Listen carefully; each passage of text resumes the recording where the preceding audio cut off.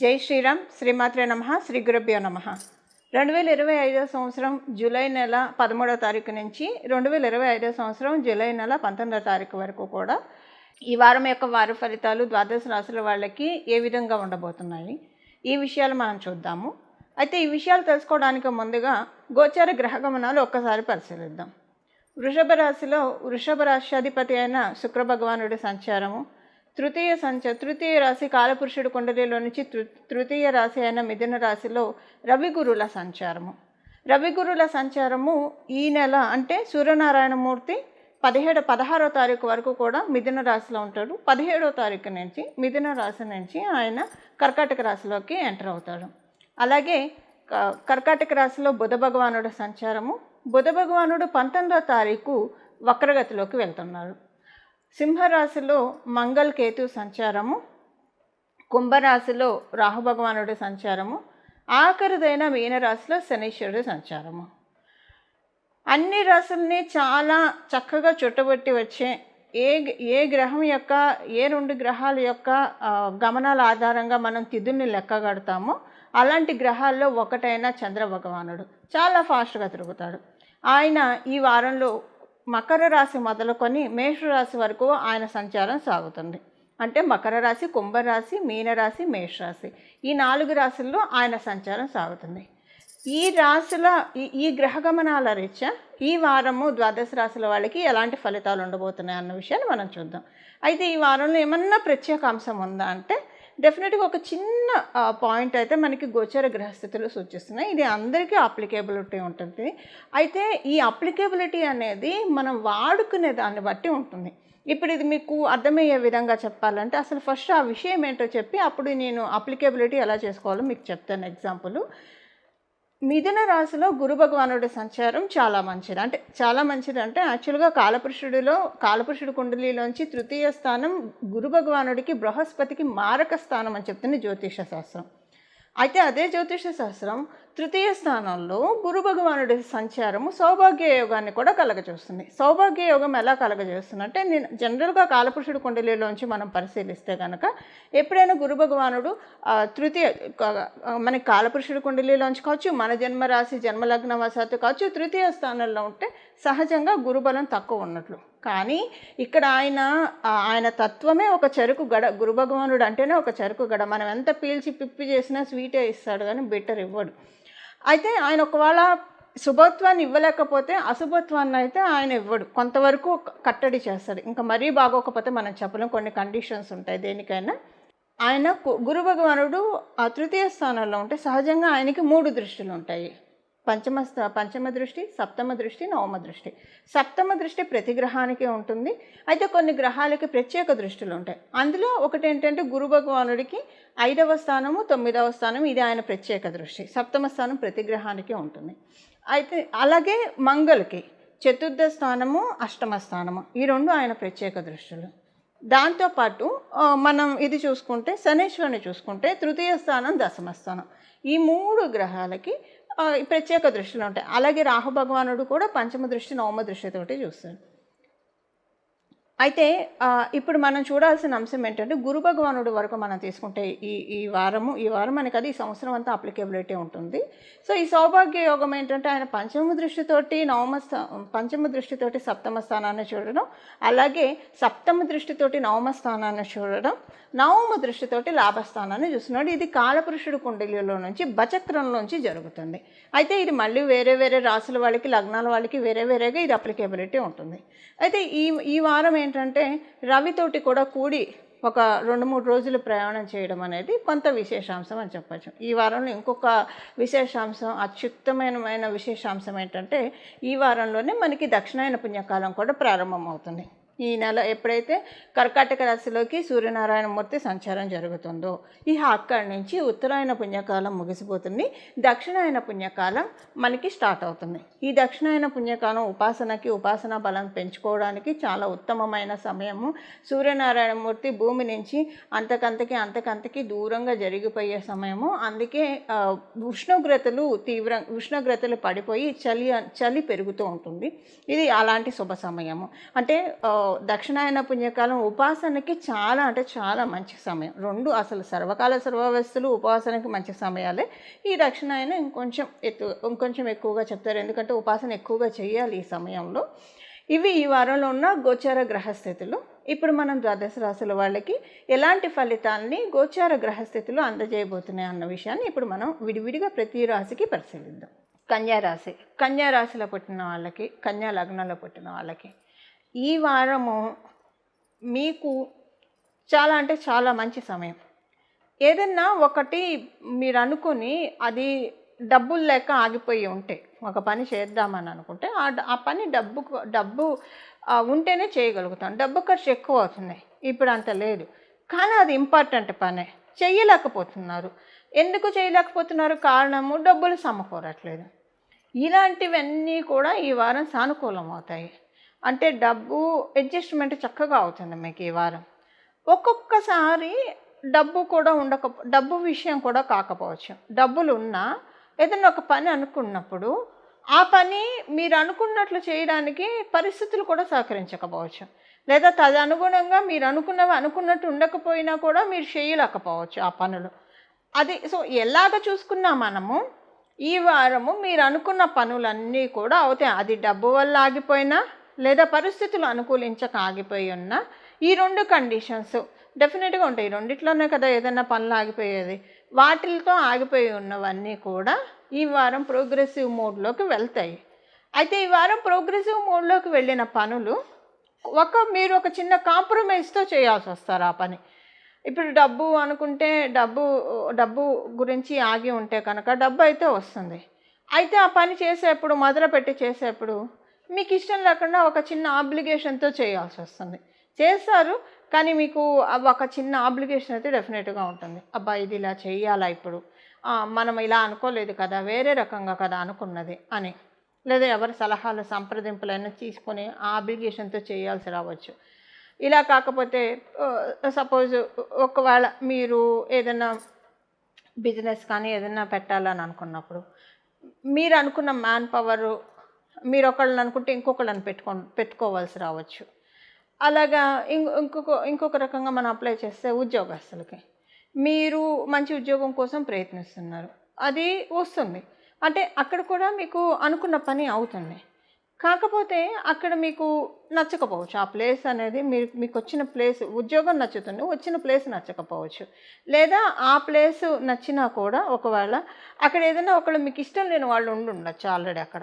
ఇలా ఉంటుంది.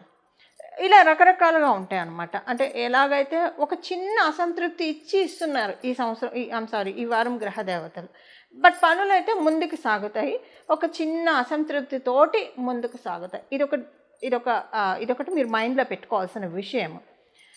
ఇదొకటి అంటే అన్ని పనులన్నీ కూడా వేగవంతంగా అవుతాయి. సూర్యనారాయణమూర్తి కృప ఈ వారం చక్కగా ఉంది. కన్యారాశి, కన్యా లగ్నంలో పుట్టిన వారందరికీ కూడా ఆరోగ్యం విషయంలో ఏమన్నా ఇబ్బందులు ఉంటాయి కనుక అవన్నీ కూడా చక్కగా సెట్ రైట్ అవుతాయి. అమ్మయ్య అని కాస్త ఊపిరి పీల్చుకునే సమయం అనుకోండి ఈ వారము.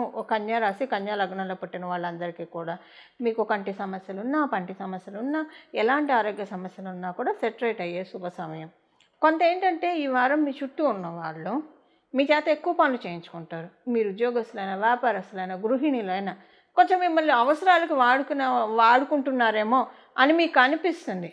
అది అవసరానికి వాడుకోవడం ఒక్కొక్కసారి ఫిజికల్ ఇన్వాల్వ్మెంట్ ఉంటుంది, ఒక్కోసారి మాటల ద్వారా కూడా కావచ్చు, మాట సహాయం కావచ్చు, లేదా మీ ముందు కబుర్లు చెప్తున్నారు, కాకపోతే మీకు అంటే మీ ముందు చెప్పినంత కబుర్లు చెప్పినంత విధంగా మీ వెనక ఉండట్లేదు, మిమ్మల్ని ఏదో జస్ట్ ఒక పావులాగా వాడుకుంటున్నారేమో, వాళ్ళకి ఫేవరిజం కోసం కావచ్చు, లేదా వాళ్ళు అనుకున్న పని అవ్వడం కోసం మీరు ఏమైనా పావులాగా వాడబడుతున్నారా అని మీకు సంశయాలు వస్తాయి ఈ వారము. అది అంటే అక్కడ మీకు కొన్ని వాస్తవాలు తెలుస్తాయి మీకు కళ్ళకు కట్టినట్టు. అది ఈ వారం అంటే అప్పుడు అనుకుంటారు మీరు, అరే నన్ను వాడుకుంటున్నారు వీళ్ళు అని, నేనేంటి ఇంత నిద్రమత్తు మొహంలో ఉన్నాను, ఇలా ఏంటి నేను ఎలా యూజ్ అవుతున్నాను వీళ్ళకి అని అనుకుంటారు, కళ్ళు తెరుస్తారు. ఎందుకంటే ఈ వారం గురు భగవానుడు మీకు దశమ స్థానంలో ఉండి ఇస్తున్న ఫలితాలు ఇవి. అంటే మిగతా గ్రహాలు కూడా మనం చూసుకుంటే నవమ స్థానంలో శుక్ర భగవానుడు కూడా చూసుకుంటే ఇలాగా వాడుకోవడం ఉద్యోగస్తుని కావచ్చు, వ్యాపారస్తుని కావచ్చు, ఎవరికైనా సరే ఈ పాయింట్ అప్లికేబిలిటీ ఉంటుంది. ఒక్క విద్యార్థినులకి, సీనియర్ సిటిజన్స్కి వీళ్ళిద్దరికీ ఈ పాయింట్ అప్లికేబిలిటీ ఉండదు. ఇక మిగతా ఎవరికైనా ఒక గుడ్ థింగ్ ఏంటంటే ఫోన్లో ఇంతటితో పోయింది, తెలుసుకున్నాం. ఇప్పటికైనా భగవంతుడు దయ వల్ల మనం తెలుసుకున్నాము అన్న విషయాన్ని ఈ వారం మీరు గ్రహిస్తారు. ఇది ఈ వారం యొక్క గోచర గ్రహస్థితుల ఫలితాలు కన్యా రాశి, కన్యా లగ్నంలో పుట్టిన వాళ్ళకి. ఈ వారం చేసుకోవాల్సిన పరిహారం ఒక చిన్న నామజపము. దీన్ని మీరు మంత్రంగాను, బీజాక్షరాలు చేరిస్తే మంత్రంగాను అనుష్ఠించవచ్చు. అంటే మీరు స్నానమైన వెంటనే శుచులయ్యి అప్పుడు మీరు మంత్రంగా చదవచ్చు, ఓంకారాన్ని చేర్చుకొని. లేదు సర్వకాల సర్వవస్థలందు పఠించాలి అంటే కనుక ఓంకారం ఇలాంటివి చేర్చకుండా నామంగా కేవలం నామమాత్రంగా చదివితే అది నామజపం అవుతుంది. ఈ వారం మనకి దక్షిణాయన పుణ్యకాలం ప్రారంభం అవుతుంది కాబట్టి ఎప్పుడైనా మనం గుర్తుపెట్టుకోవాల్సిన విషయం ఏంటంటే మనకి ఉత్తరాయణ పుణ్యకాలం, దక్షిణాయన పుణ్యకాలం. ఉత్తరాయణ పుణ్యకాలం దేవతలకి పగటి సమయము, దక్షిణాయన పుణ్యకాలం దేవతలకి రాత్రి సమయము. సో మనకి కాలగతులు 6 నెలలు రాత్రి, 6 నెలలు పగలు దేవతలకి ఇలా ఉంటుంది. ఎప్పుడైనా సరే ఒక్కటైతే బాగా గుర్తుపెట్టుకోండి, ఇది చాలా బాగా ఎక్స్పీరియన్స్ అయ్యి చెప్తున్నమాట. ఈ కరెక్ట్గా సూర్యనారాయణమూర్తి ప్రతి నెల ఆయన సంక్రమణం చేసే సమయం చాలా అంటే చాలా పవిత్రమైన టైం. ఆ రోజు వరకు అయితే చాలా పవిత్రమైన సమయం. ఆయన ఒక రాశి నుంచి ఇంకో రాశికి మారేప్పుడు కొన్ని గ్రహాలకి బృహస్పతి మారితే పుష్కరాలు వస్తాయి. అలాగే సూర్యనారాయణమూర్తి ఒక రాశి నుంచి ఒక రాశికి మారుతున్న ఆ ఒక్కరోజు ఏదైతే ఉంటుందో ఆ సంక్రమణ సమయం అనేది చాలా పవిత్రమైన సమయము. అన్ని రాశుల్లోకి మారినప్పుడు పవిత్రమైన సమయము. ఆయన ప్రత్యేకించి కర్కాటక రాశి అలాగే మకర రాశిలోకి ఆయన ఎంటర్ అయ్యేప్పుడు చాలా అంటే చాలా పవిత్రమైన రోజులు. ఎందుకంటే కర్కాటక రాశిలోకి ఆయన ఎంటర్ అయినప్పుడు దక్షిణాయన పుణ్యకాలం ప్రారంభమవుతుంది. అలాగే మకర రాశిలోకి ఆయన వచ్చినప్పుడు ఉత్తరాయణ పుణ్యకాలం మకర సంక్రాంతితోటి మనకి ప్రారంభమవుతుంది. ఇదంతా ఎందుకు చెప్తున్నానంటే ఇలాంటి పుణ్యకాలాలు మనకి ఈ 6 నెలలు బాగుండాలంటే కరెక్ట్గా ఇలాంటి రోజుల్లో బాగా పట్టుకోవాలన్నమాట. ఇలాంటి రోజుల్లో బాగా పట్టుకుంటే మనకి చాలా మంచి ఫలితాలు వస్తాయి. ఇది నేను ప్రత్యక్షంగా అనుభవించి చెప్తున్నానండి. మనకి సత్యనారాయణ స్వామి వ్రతకథలో కూడా ఉంటుంది. రవి సంక్రమణ దినాలలో, అలాగే ఏకాదశి రోజు, పౌర్ణమి రోజు ఇలాగా మనం సత్యదేవుని వ్రతకథ చేసుకుంటే చాలా మంచిదని. ఈరోజు కుదిరితే సత్యనారాయణ స్వామి వ్రతం చేసుకోవడానికి ప్రయత్నించండి. ఒకవేళ కుదరకపోతే మీ ఇంటి దగ్గర సత్యదేవుని ఆలయాలు ఏమైనా ఉంటే వాటిని వెళ్ళి దర్శించుకురావడానికి ప్రయత్నించండి. అది కుదరలేదు, ఎవరికైనా కొంత అన్నదానం చేయడానికి ప్రయత్నించండి. అది కూడా కుదరలేదు, ఇప్పుడు నేను చెప్పబోయే నామాన్ని ఈ రోజంతా కూడా ఈ వారం అంతా జపించుకోండి. ఈ రోజంతా జపించుకోవడానికి ప్రయత్నించండి. కర్కాటక రాశిలో సూర్యనారాయణమూర్తి సంచారం, కర్కాటక రాష్ట్రాధిపతి చంద్రుడు, అలాగే అందులో సూర్యనారాయణమూర్తి సంచారము. తిథులు మనకి ఈ 2 గ్రహాల వల్లే మనకి తిథులు ఏర్పడతాయి. సో మనకి 6 నెలలు కూడా సక్రమంగా సాగాలంటే ఇప్పుడు మనం తెలుసుకోబోయే ఈ నామాన్ని జపించుకుంటే అసలు ఇది అత్యంత మహిమాన్వితమైన నామము. ఈ నామం తలుచుకోవడం చేతి మనకి మానసిక సంతృష్టి వస్తుంది. ఇప్పుడు మనం చాలామందిని చూస్తూ ఉంటే మానసికంగా బాగా నలిగిపోతూ ఉంటారు. మానసిక ఒత్తిడి టాకిల్ చేయడం అనేది చాలా కష్టం. ఒక్కోసారి శారీరకంగా వచ్చినా భరించగలుగుతారు, కానివ్వండి మానసికంగా ఒక్కొక్కసారి వచ్చే ఒత్తిడి ఉంటుంది చూసారు. శారీరకంగా అయితే కనీసం బయటికి కనిపిస్తుంది, మానసికంగా నలిగే ఒత్తిడి మటుకు అంతా ఎంత కాదు, ఎవరికి కనిపించదు, ఎంత నలిగిపోతారు, చిత్రహింసలకు గురవుతారు.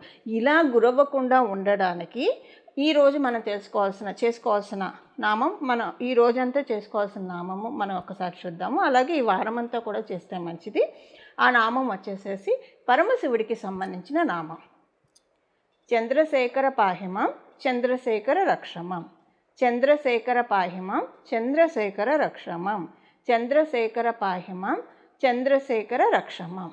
ఈ నామాన్ని జపించుకోండి. అంటే ఇంకా నేను మంత్ర రూపంలో ఇవ్వట్లేదు, నామరూపంలోనే ఇస్తున్నాను. మీరు స్నానం చేసాక కూడా నామరూపంలో అయితే జపించుకోవచ్చు. సర్వకాల సర్వావస్థలందు నామ జపానికి ఎలాంటి తప్పు లేదు కాబట్టి, ఎలాంటి నియమాలు కూడా లేదు కాబట్టి ఫస్ట్ మంత్రం అనుకున్నా కానీ ఈ నామం అయితే చాలా బాగా ఉంటుంది. ఎందుకంటే సూర్యనారాయణమూర్తి కర్కాటక రాశిలో సంచారం అనేది ఇక్కడ మనం చంద్రశేఖరుని స్మరించుకోవడం వల్ల పౌర్ణమి యోగం అని అంటాం దీన్ని.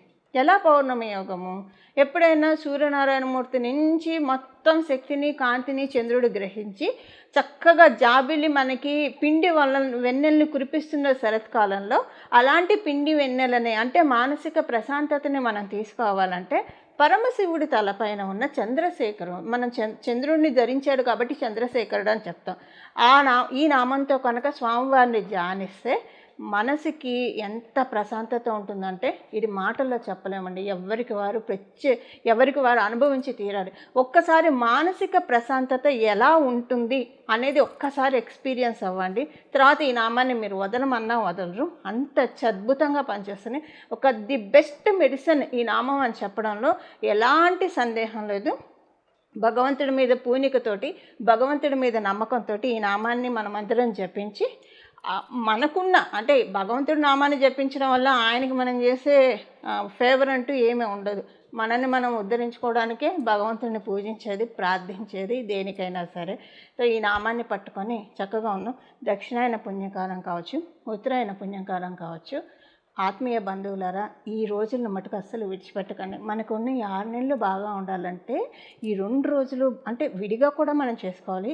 ప్రత్యేకించి ఈ 2 రోజులు ఇప్పుడు మీరు మీ పుట్టినరోజు, మీ పెళ్లి రోజు వస్తే ఎంత స్పెషల్గా సెలబ్రేట్ చేసుకుంటారు.